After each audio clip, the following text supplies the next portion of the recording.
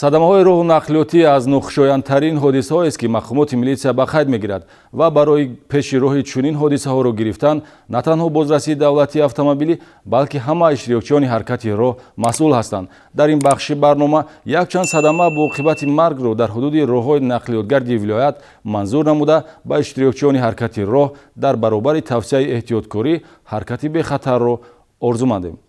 Сабаби аслии садама бо оқибати вазн, яъне ҷароҳатбардорӣ ё ин ки ҳалокати иштирокчиёни ҳаракати роҳро бозрасии давлатии автомобилӣ ба риоя нагаштани қоидаҳои бехатарӣ нисбат медиҳад. Санаи 20 декабр ронандаи воситаи нақлиёти тамғаи Хова Шарипов Саймуддин Наимовичи 61 сола, истиқоматкунандаи ноҳияи Рашт, ҳангоми ҳаракат дар километри 167 шоҳроҳи Душанбеи Хуҷандчаноқ дар ҳудуди ноҳияи Шаҳристон аз сабаби баланд намудани суръати ҳаракати воситаи нақлиёт аз меъёри муқаррар кардашуда, бехатарии ҳаракат дар роҳро таъмин карда натавониста, ба самти муқобили ҳаракати роҳ баромада, чапа шуда, лағжида ба воситаи нақлиёти тамғаи Мерседес Бенси дар канори чапи роҳ беҳаракат истода бармехӯрад. Дар натиҷаи ҳодисаи роҳу нақлиётӣ, ронандаи воситаи нақлиёти тамғаи Хова ҷароҳати ҷисмонӣ бардошта, мусофири ҳамин нақлиёт ҷавонмарди 22 сола ҳангоми дастрас намудан ба беморхона ба ҳалокат мерасад. Санаи 28 декабр тахминан соатҳои 17:30 дақиқа ронандаи воситаи нақлиёти тамғаи Део Матис, донишҷӯи донишгоҳи давлатии Хуҷанд,